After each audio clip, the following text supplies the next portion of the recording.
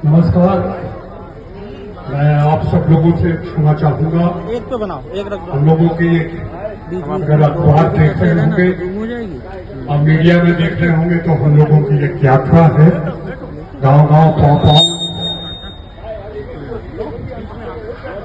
और मैं अपने तमाम साथियों को लक्ष्य से छोड़ के आया हूं, क्योंकि हमारे टीम के ही सदस्य हैं राठौर साहब ने हमारे लिए दिन रात एक करके ये दूसरे चरण की यात्रा का एक प्रस्ताव रखा था, जो हम लोग कर रहे हैं।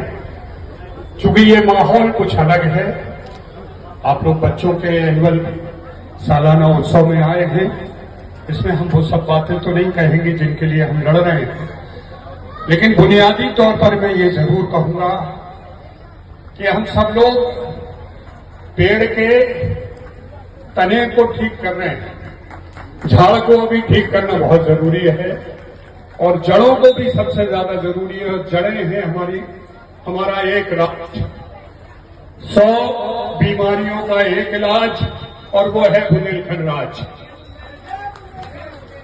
हम अपने मंत्रियों से, अपनी प्रतिनिधियों से बराबर मांगते रहते हैं, कभी बिजली मांगते हैं, कभी सड़क मांगते हैं, कभी दूसरी अस्पताल की सुविधाएं मांगते हैं, लेकिन मुझे ये लगता है कि आपको एक साथ हमें मिलकर एक स्वर में उन सारी बीमारियों का इलाज अपने प्रतिनिधियों से कहना चाहिए, वो करें।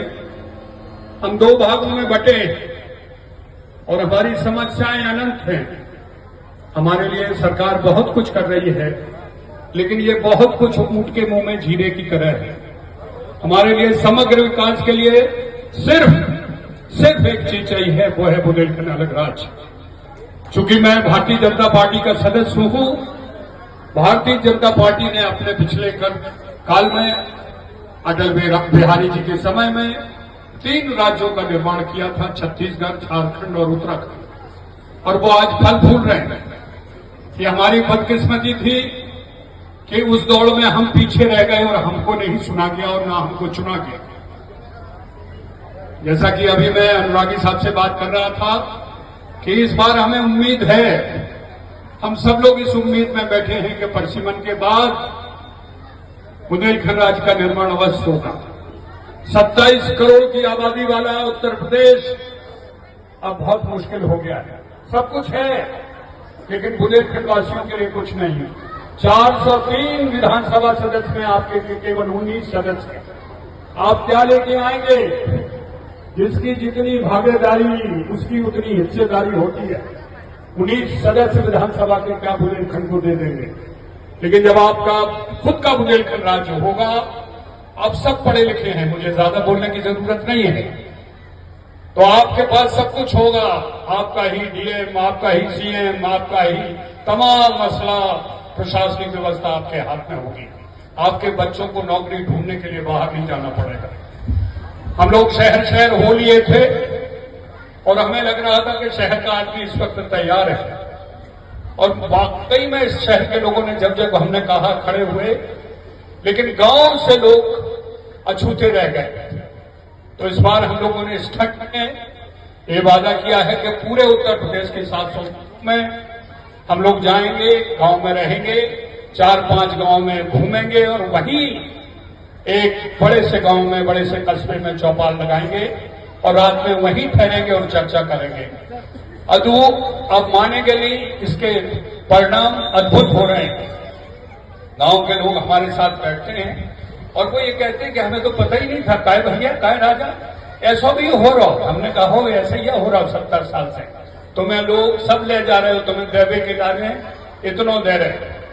तो मैं एक बार फिर से राठौर साहब को और इस तमाम जो व्यवस्था यहाँ के शिक्षक गणों ने की, जो बच्चों ने जो मैं ज्यादा तो नहीं देख पाया, लेकिन जो कुछ भी देखा अद्भुत है।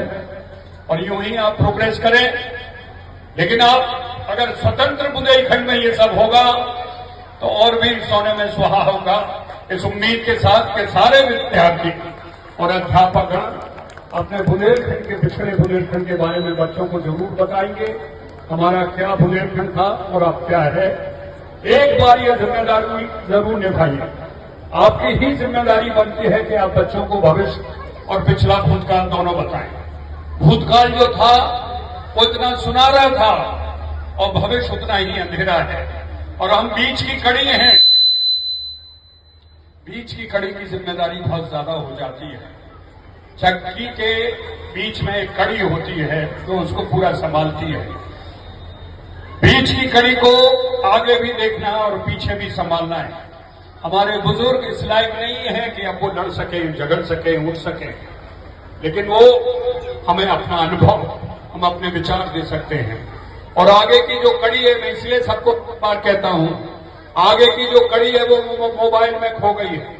5-6 घंटे वो टिकटॉक, फेसबुक, यूट्यूब इसी में लगी रहती है। इन दोनों के बीच में हमारी आपकी भूमिका है। हमें उनको भी देखना है और इनको भी संभालना है।